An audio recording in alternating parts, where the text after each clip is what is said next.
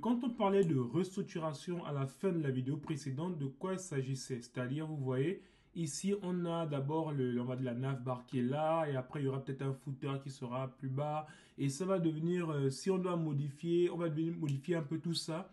Donc, ce qu'on fait souvent, c'est que pour rendre le code un peu plus lisible, un peu plus propre, qu'est-ce qu'on fait? On essaie de pouvoir, on va dire, séparer le code. Ça veut dire ici, je prends tout ça. Qu'est-ce que je fais? Je le retire.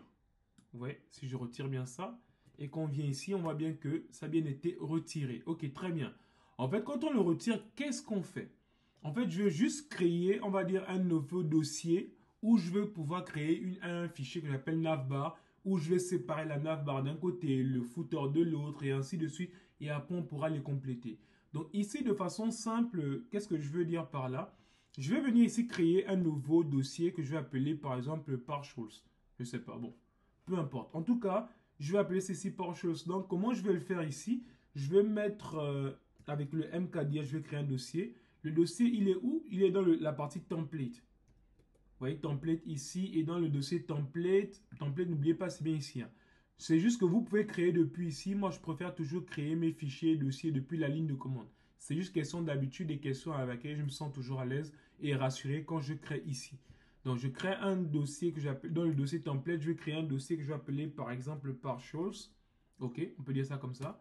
Et dedans, ici, vous voyez là bien créé le dossier partials comme ça. Et dedans, qu'est-ce que je vais faire? Je vais pouvoir rajouter, on va dire, la navbar et tout le reste. Donc, ce que je peux faire, c'est que je vais juste créer un fichier que je vais appeler tâche comme ça et je vais appeler dans le dossier de template, dans le dossier partials, je vais créer ce qu'on appelle navbar.html.twig par exemple. Ok. Donc ici, je pense qu'il a bien créé. Voilà, très bien. Il est bien là. Donc qu'est-ce qu'on fait? J'ai juste coupé ce qui est là. Vous vous rappelez? C'était ce qui était là. J'ai juste coupé. Je l'ai enlevé. Et donc là, maintenant, qu'est-ce qu'on va faire? On va venir ici, juste coller ça là.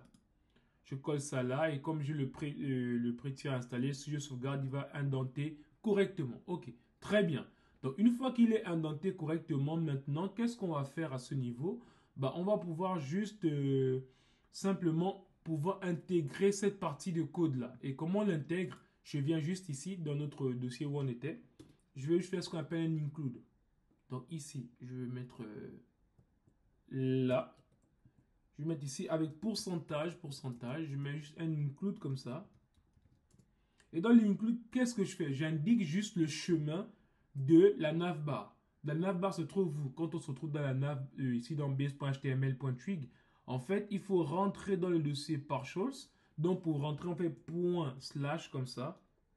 Partials. Et ensuite, dedans, il y a un fichier qu'on appelle underscore navbar.html.twig. OK. Donc, une fois que j'ai fait ça, bah, je vais voir ce qui se passe quand je réfléchis. Vous voyez, il a déjà pu l'intégrer. Donc, si on change de lien, vous voyez, ça a bien été intégré. Donc, voici comment on a séparé notre code. On pourra faire la même chose avec le footer. Donc, c'était juste une petite parenthèse. Et donc, on va juste faire un commit de tout ça. Donc, je fais juste un git add comme ça.